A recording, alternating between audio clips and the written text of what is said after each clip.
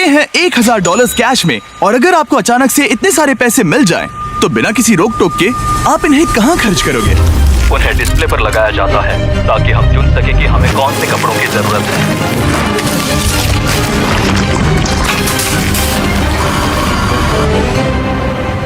Uganda के rural इलाकों के लाखों लोगों के लिए ये पैसे अलग तरह से इस्तेमाल किए जा सकते हैं। इनमें से ज्यादातर लोग एक दिन का गुजारा सिर्फ $1 या $2 में करते हैं, जिसका मतलब है एजुकेशन लेना, एक बिजनेस शुरू करना, खुद का इलाज करवाना और इलेक्ट्रिसिटी मिलना तो यहाँ नामुमकिन सी बात है। तो मुझे लगता है सोल्यूशन आसान है, राइट? हम ये पैसे उन्हें क्यों नहीं देते? लेकिन फिर मुझे लगा इतने सारे पैसे जिन्होंने पहले कभी नहीं देखे, ऐसे लोगों को हजारों डॉलर्स देना बहुत ही गैर जिम्मेदारी होगी। इसलिए जब एक ऑर्गेनाइजेशन इस काम में मदद करने के लिए हमारे पास आई, तब एहसास हुआ कि और पता करने के लिए वहाँ जाना ही होगा। युगांडा एक खूबसूरत देश है और ये कुछ कमाल के लोगों से भरा हुआ है। पर जब भी पहली बार गिव डायरेक्टली इस प्रोग्राम के बारे में मेरे पास आए, तब मेरी शुरुआती रिएक्शन ये थी कि ये एक बहुत बुरा आइडिया है। मुझे लगा कि पूरे 1 साल की तनख्वाह जितनी रकम ऐसे लोगों को देना जो भयंकर गरीबी में जी रहे हैं, इसका अंजाम आखिर में बहुत भयानक हो सकता है। गिव डायरेक्टली एक स्ट्रिक्ट सिलेक्शन प्रोसेस के जरिए सबसे ज्यादा जरूरतमंद गांव की पहचान करते हैं और हर एक परिवार को साइन अप करवाते हैं। उसके बाद वो रेसिपिएंट को एक मोबाइल फोन देते हैं और एक यूनिक पिन नंबर तैयार करते हैं। फिर पैसे उनके सिम कार्ड पर भेजे जाते हैं ताकि वो सीधे ट्रांजैक्शन कर सके, या फिर करीबी आउटलेट पर जाकर एक मोबाइल मनी एजेंट से पिन का इस्तेमाल करके पैसे निकाल सके। कम्युनिटी में नौकरी के मौके सीमित होने की वजह से गाँव वालों के लिए अपने परिवार को संभालना भयानक रूप से मुश्किल हो गया है। इन्हीं लोगों में से एक है पॉल। मेरी एक बीवी है, 2 बच्चे हैं, इसीलिए मैं रुका हुआ हूँ।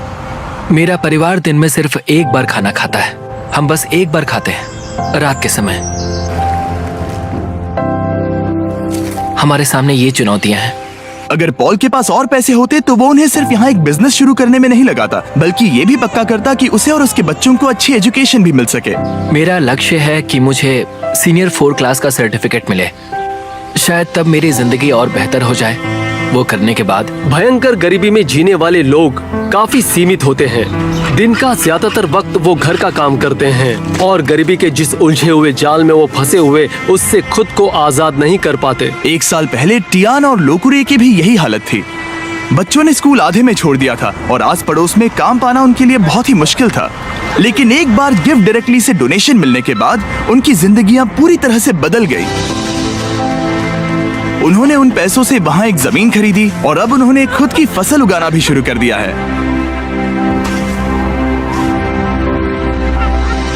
उन्होंने एक आटा चक्की भी खरीदी है जिसमें वो पूरे कम्युनिटी के लिए धान पीसते हैं और थोड़ा मुनाफा कमाते हैं।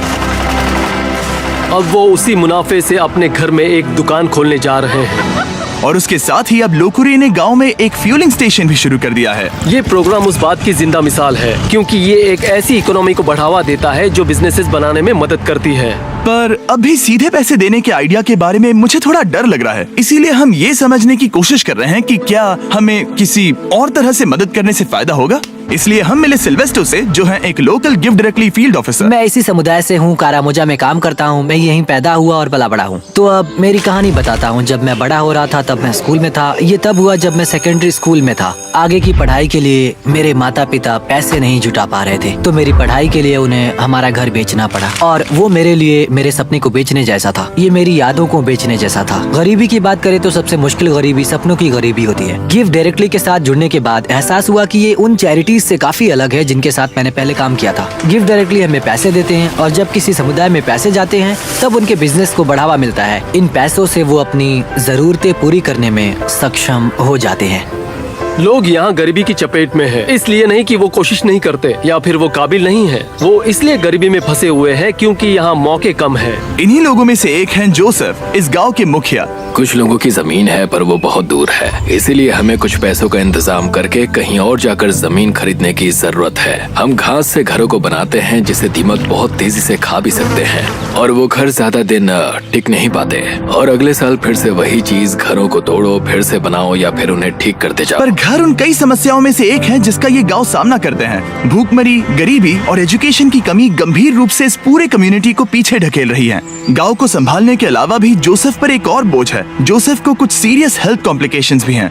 कुछ साल पहले इन्हें एक स्ट्रोक आया था जिससे ये कमजोर पड़ गए हैं और पैसे ना होने के कारण हेल्दी रहने के लिए इन्हें जिन दवाइयों की जरूरत है उन्हें खरीद नहीं पा रहे हैं। यहाँ पर जीना बहुत मुश्किल है। पता नहीं मैं बच पाऊंगा या फिर नहीं। मैं सच में नहीं जानता क्यों स्ट्रोक एक बहुत ही गंभीर बीमारी है।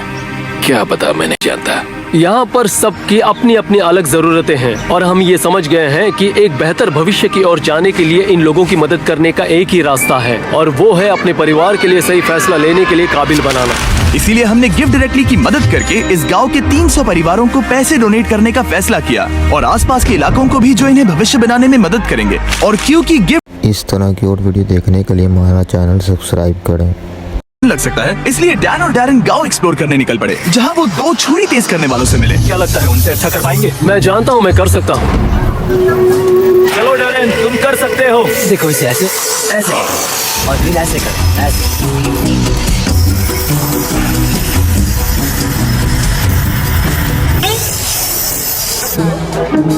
और अब होगा एक फाइनल टेस्ट। क्या वो मुर्गी लाने वाले हैं? नहीं, वो मुर्गियों को बिल्कुल नहीं लाने वाले।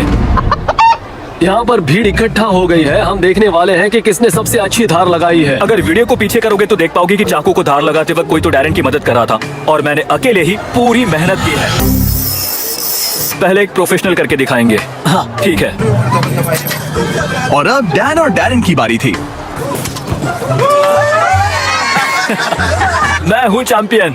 हाँ तुम्हें चैंपियन हो। हार माननी नहीं थी, इसीलिए डैरेन ने बदला लेने की कोशिश की। अफ्रीका में चारों ओर अपने सर पर सामान रख कर ले जाना एक आम सी बात है। डैन और मैं वो करने की कोशिश करेंगे। बाप रे। यार नहीं, रुको। तुम ठीक हो? क्या तुमने हाथ हटा दिए? हाँ। तुम ये कैसे कर रहे हो? ठीक है। तैयार हो? ओ, मैं जीत गया। अरे यार, ओके। डैरेन इस बार जीत गया। और इसका बैग।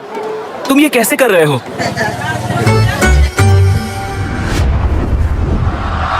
और अगले ही दिन वक्त था डिस्ट्रीब्यूशन का। आखिरकार वो पल आ ही गया। सारे पैसे करीब 10 मिनट्स में ट्रांसफर होने वाले हैं और आखिरकार इन सभी लोगों को वो मौका दिया जा रहा है ताकि वो गरीबी से बाहर आ जाए जिससे ये पूरी जिंदगी लड़ते आ रहे हैं। पर गांव में सभी लोगों में से जोसेफ सबसे ज्यादा फिक्र में थे। उन्हें पता था कि इन पैसों से उनकी और उनके परिवार की जिंदगी बदल सकती है। यही वो पल था जिसका इन्हें इंतजार था। पूरी कम्युनिटी घबराई हुई थी और साथ ही एक्साइटेड भी।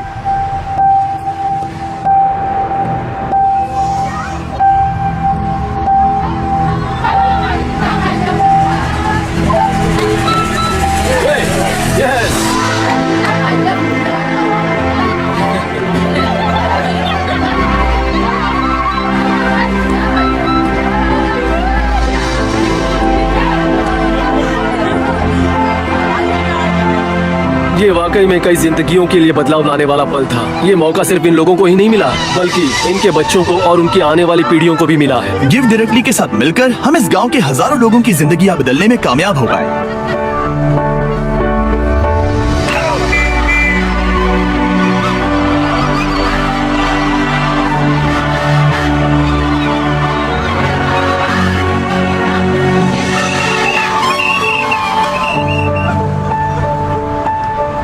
वो टेक्स्ट मैसेज मिलने के बाद अब वक्त था इन रेसिपिएंट्स के पैसे निकालने का।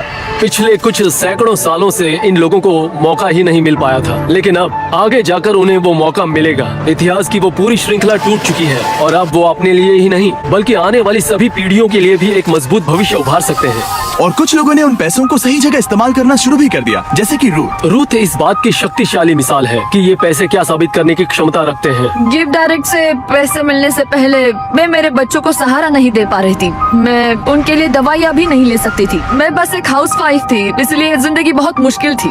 पर ऐसे हालातों के बाद भी रूथ ने गिव डायरेक्टली से मदद लेकर अपने सपने पूरे करने की ठान ली थी। उसे अपने उन सपनों को पूरा करने का मौका दिया गया था जिससे ये अपने आप को और अपने बच्चों को एक उज्जवल भविष्य की राह पर ले गई।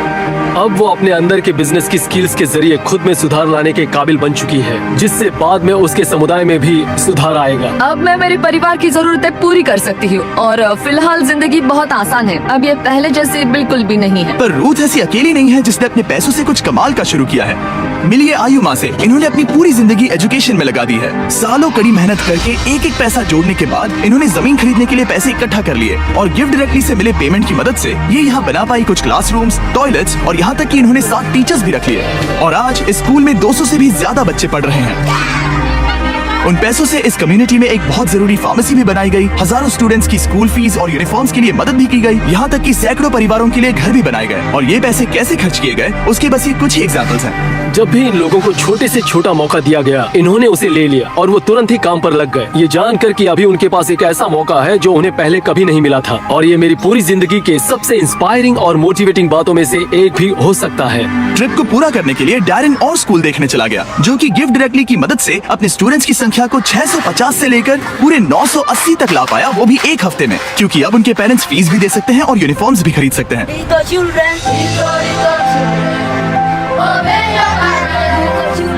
आप गड़गड़ाहट की आवाज सुन सकते हो, तब असल में बारिश शुरू हो गई थी और जैसे ही बच्चों ने गाना गाना शुरू किया वो बादल हट गए और यहाँ पर उजाला हो गया। ये बहुत ही कमाल का अनुभव था।